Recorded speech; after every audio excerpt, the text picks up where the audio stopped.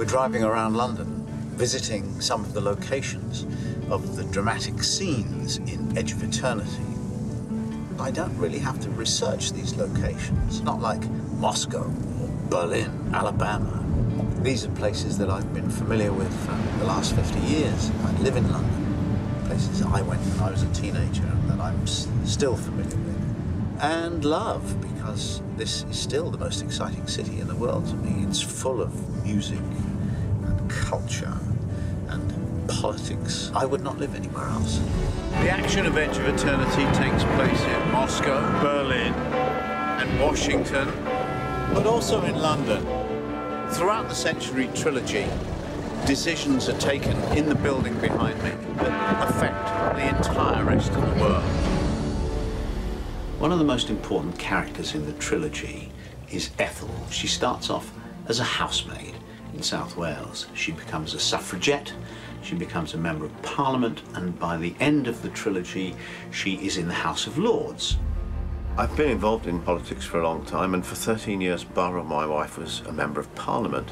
So I've spent a lot of time in the Palace of Westminster. I've walked all around those corridors. I know the debating chambers, the lobbies, and so it's very easy for me to set scenes in all these different locations in the palace. I was born in 1949, almost in the middle of the 20th century. So everything about my life was formed by the politics of the first half of the 20th century. I was born into it. This is Grosvenor Square, and we're standing outside the American Embassy. In the 60s, during the Vietnam War, thousands of people marched around this square to protest against the war. But this is special to me because I was here. When I was 13, the cultural world seemed to turn upside down. Suddenly, there were songs on the radio like you'd never heard before. She loves you, I want to hold your hand. Suddenly, you could grow your hair long even if you were a boy, and you could also comb it forward and over your ears, and you could wear completely different clothes, clothes that your father wouldn't be seen dead in. There was that feeling that you get at a moment of revolution that you could do anything. In Edge of Eternity, the characters are involved in a cultural explosion that happened here in London in the 1960s. One wants to be an actress, one wants to be a pop star, one wants to be a hotshot journalist, and they're all in the heart of London. This is the heart of swinging London. This is Cardiff Street. Cultural explosion was Beatlemania. It was miniskirts, hipster trousers, it was clubs, it was drugs.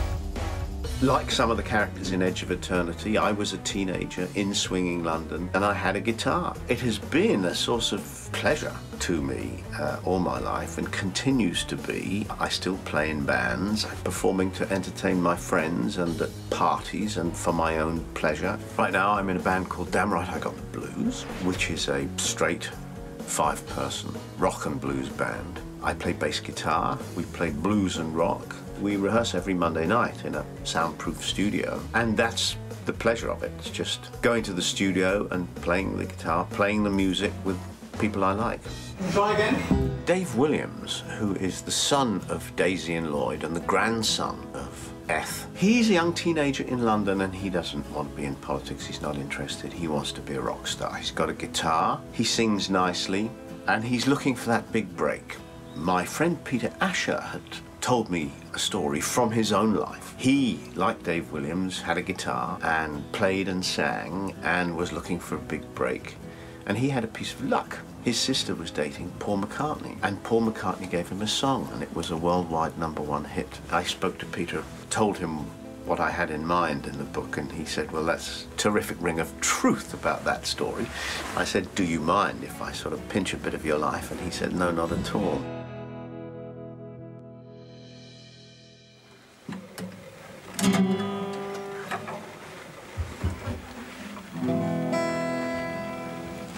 Please lock me away and don't allow the day here inside where I hide with my loneliness.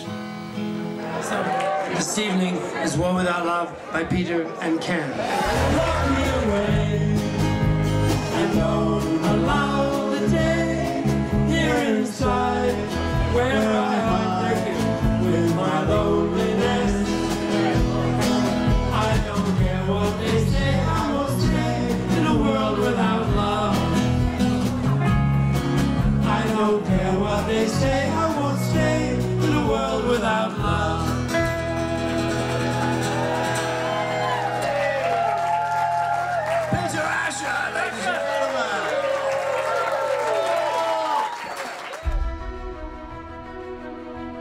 When I embarked on this project, nobody had ever tried to write the story of an entire century in the form of 3 long novels. That's never been done before, and I didn't know if it could be done. I mean, I thought it could be done, I hoped it could be done, and I thought if anybody could do it, I could. I was quite alive to the possibility that at some point I might realize that I had taken on an impossible task and I might have to change my mind, abandon it, change it into something else. I can't count the number of history books that I've read in the last 7 years. Some good, many bad. I have scoured them, always looking for the dramatic turning point. That moment in history when forces are balanced and I can put 2 characters on stage who represent different possibilities for the future, and I can have them argue or try to outwit one another, sometimes have a physical fight, sometimes try to kill one another. But I'm looking in the history books for a reason for that conflict that is real and relates to the real world. With most authors, I think we're sort of always thinking about the story. We are people who live a lot in our imaginations. If you want to write popular literature, you have to be on it all the time. You know, it's not a matter of sitting back and writing what comes into your head. It's a matter of pushing the story forward in a way that's exciting and engaging. P.G. Wodehouse wrote to one of his friends who was a somewhat less successful author. He said, "Your books are all about men struggling with fate and life, and what the public want is stories about men struggling with pirates and octopuses." And it's an exaggeration in a typical Wodehouse way, but it's true.